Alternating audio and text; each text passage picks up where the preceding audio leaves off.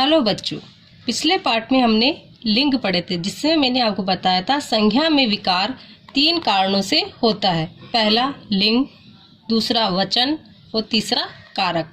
लिंग हम पढ़ चुके हैं। आज हम वचन का अध्ययन करेंगे, जिसमें वचन की परिभाषा और वचन के कितने भेद होते हैं इसके बारे में मैं आपको बताऊंगी।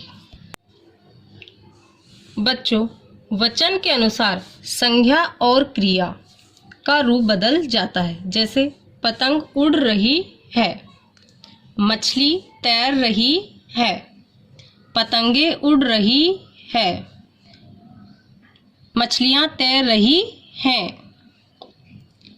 बच्चों, आपने देखा पतंग और मछली शब्दों में उनकी संख्या में एक होने का तथा पतंगे और मछलियां शब्दों से उनकी संख्या के अनेक होने का पता चल रहा है। इसे वचन कहते हैं। वचन की परिभाषा।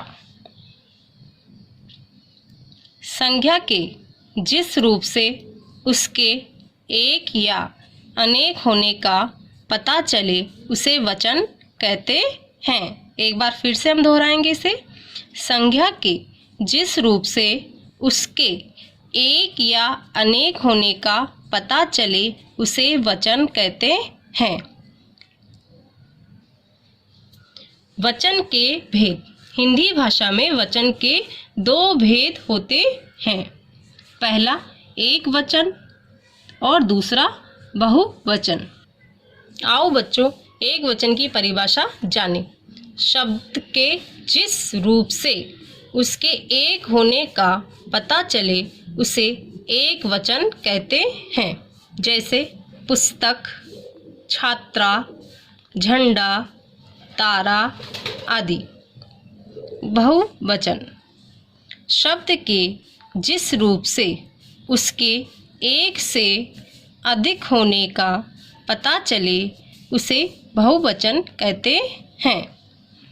जैसे पुस्तकें, छात्राएं, झंडे, तारे आदि।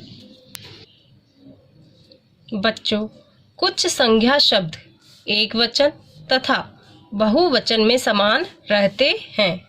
जैसे भीड़, पानी, शेर, पेड़, बादल, घर, अध्यापक, पुलिस आदि।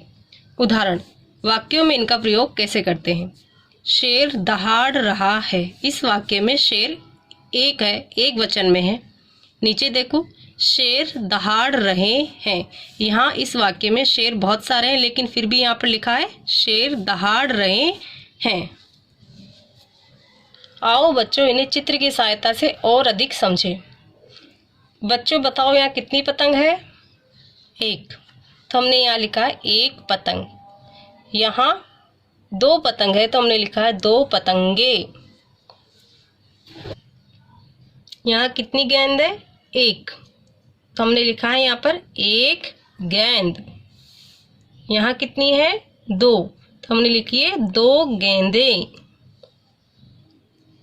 यहाँ कितनी पेंसिल है? 1।